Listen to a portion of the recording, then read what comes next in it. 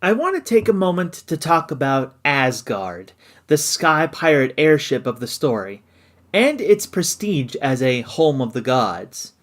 Its role in the story is to appear to onlookers as the highest flying and most unassailable base, for the sky pirates to masquerade as alien overlords. Asgard accomplishes this by cruising at an altitude unprecedented for the time, 30,000 feet.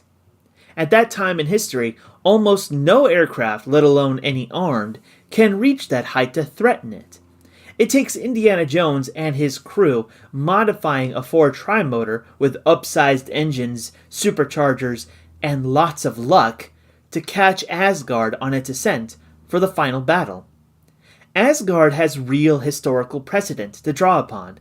The height climber S-class Zeppelins of World War I managed 20,000 feet cruising altitudes to attack Great Britain while avoiding anti-air defenses, at least for a time. And they did it with lighter structures as well as other compromises in performance given the high altitude. For one thing, it would necessarily have to take off without full inflation of its gas bags in helium, as the expanding gas needs to go somewhere as they ascend, and they wouldn't want to vent the gas if possible. Asgard in story would presumably take advantage of its large size to leave ample volume for its helium to expand as altitude increased, and would necessarily need a lightweight airframe to accomplish this. It explains why the weight and balance of the great airship was written as requiring such great attention and precision from its crew. There is some discussion of the possibility that the skin and envelope of the airship is metal and thus able to apparently shrug off machine gun bullets fired into it. The characters decide that it's too heavy a feature for such a high-flying airship, but I don't think that's strictly true. In the early 20th century, there were at least a couple of airships that were made as so-called tin-clad airships, whose non-rigid skin wasn't actually tin but an aluminum alloy. The very thin, riveted skin wasn't bulletproof by any means, but it was presumed to be resistant to catching fire were the airship filled with hydrogen gas. The decade-long service of the U.S. Navy tin-clad airship, ZMC-2, speaks to the design's potential efficacy. It certainly would have made super airship Asgard of this story a tougher nut to crack. The most novel technology of the super airship Asgard was its internally concealed jet propulsion. I mentioned that the design allowed for at least two possible configurations of one or more jet engines, although the description of a single exhaust port suggests a singular power plant buried in the aft hull. I would suppose then that this would be a more advanced jet engine in the form of a turboprop, because as fast as the Asgard super airship is said to be, it's not likely to be in the same flight regime as the first real turbojet-powered airplanes.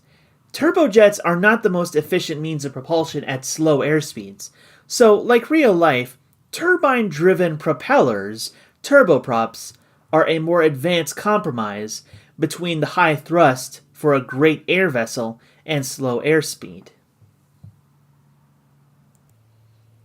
The inspiration for the flying saucers is an interesting and rather obscure history. After Henri Coanda patented his turbopropulsor and built and failed to fly his jet-propelled biplane in 1910, he later made patents for aircraft that take advantage of the Coanda effect he observed and quantified. These were called lenticular aerodynes, and I know of at least two depictions of such an aircraft. The first is this one with 4 discs connected by air ducts to a center body, which would presumably hold the power plant and gas generator. Suffice it to say, this early 20th century quadcopter form doesn't look as feasible as the later patent aircraft design. The second is much closer in form to the flying saucer template that I would expect to fully use the Coanda effect, what provides lifting force to a circular wing by feeding airflow over the edge of the disc. It's not clear at first, but after intently staring at the drawing for long enough, I think I've been able to ascertain how turbine engine power is converted to lift and control. First, straddling the central cockpit appear to be two turbine engines. What appear at first to be turbojets, but are more likely to be turboshaft engines, given what comes next. Between the engines, through some sort of cross-shafting linkage system, there appear to be multiple chain drives that go out radially from the center to a set of centrifugal air compressors set in a circle around the center. All these centrifugal compressors draw air from above and send it into a circular plenum, one of several, that separates the cross shafts from the compressors.